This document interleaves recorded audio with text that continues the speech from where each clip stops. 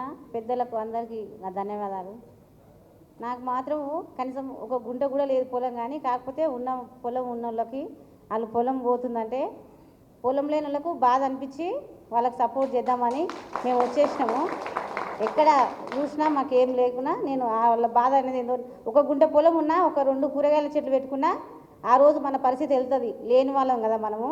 ఆ లేని వాళ్ళకు ఆ ఒక్కరోజు 10 రూపాయలు వచ్చినా 10 రూపాయలు తెచ్చుకొని తినే పరిస్థితి మనకు ఉంది. అలాంటి పరిస్థితి ఎవరికి రావద్దు అని మేము సపోర్ట్కి వచ్చినాం. ఆ రేవంత్ రెడ్డిని ప్రతి ఒక్కరు తిట్టడం తప్ప ఏం లేదు. గల్లీ గల్లీన ఊరున అసలు హైదరాబాద్ కానీ మొత్తం ఇండ్లు కూలగొడుతున్న వాళ్ళు పండుగ పుట్టిన వాళ్ళ ఉసురు మొత్తం పోసుకొని అదే అయిపోతుండే. ఆయన ఎందుకు మన ఓట్లు వేయించుకుని మనతోటి గెలిచిండు, మననే ఏడిపిస్తున్నా అంటే మన సత్తా అనేది రేవంత్ రెడ్డికి తెలుసలేదు. మనం అందరం మన సత్తా ఏందో చూపించాలి, ఖచ్చితంగా మన సత్తా చూపించాలి. జై తెలంగాణ, జై కేసీఆర్.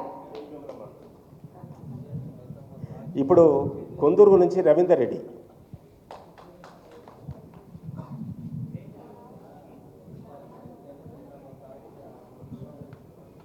ఈ సభా వేదిక ఉన్న పెద్దలకు వచ్చిన మాతో పాటు వచ్చిన అదే 666 బాధితులకు అందరికీ నా హృదయపూర్వక నమస్కారాలు. అన్న, మేము మా వంశం పెద్దపట్లలో వంశం పట్లలో మా తాత నాకు ఇచ్చిండు ఒక 12 ఎకరాలు.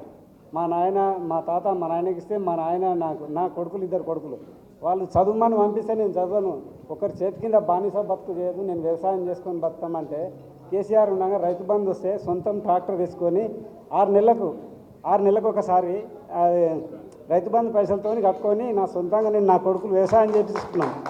ఇప్పటికీ చదవండి అంటే నేను చదవను, వ్యవసాయం చేస్తాను. మా తాత మా నాయన మా ముత్తాత కాడికి చేసినాము చేయమని అంటే అటువంటి భూమి 6 ఎకరాల పొలం పోతుందండి మాది.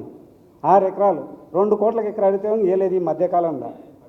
ఇప్పుడు అన్యాయక్రాంతం అయిపోతుంది. రేవంత్ రెడ్డి వచ్చినాకల్లా రైతు బంధు లేదు, ఏది లేదు మాకు ఇప్పటికీ. అంత ఘోరంగా ఇది అయిపోతుంది.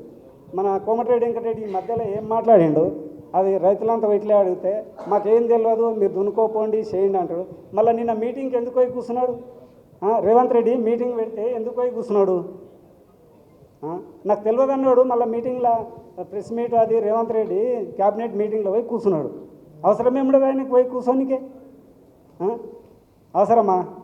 తెలియదు అన్నాడు. ಮತ್ತೆ ఇంటికాడ వండుకోవాలి ఆయన.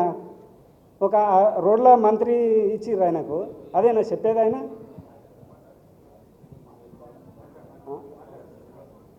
అట్లా ఉన్నది. ఇప్పుడు మొన్న హార్ట్ అటాక్ వచ్చింది నాకు. ఒక 3 గంటలు అసలు పండినా లేవలేను. అట్లాంటప్పుడు ఇట్లా ఉంటే రైతు ఎట్లా బతుకుతాడు రేపు పొద్దుగాల? అట్లా మా ఊర్లో 104 మంది రైతులు ఉన్నారు. మొత్తం తంగళ్ళపల్లి గ్రామం కొందూరు మండలు 104 మంది 90 ఎకరాల పొలం పోతుంది. అందులో నాతో పాటు రైతు వచ్చిండు జంగయ్య అని 3 రోజులు తిండి తినకుండా ఉన్నాడు. ఆయనకు 4 ఆడపిల్లలు, ఒక్క మోపిలాడు ఆయన కొడుకు వ్యవసాయం చేస్తున్నాడు. ఇప్పుడు వాళ్ళంతా ఏం కావాలి? రోడ్ల మీద పడ్డాము వాళ్ళు. ఈ సభకు వచ్చిన అందరికీ జై కేసీఆర్, జై తెలంగాణ. రవీందర్ రెడ్డి.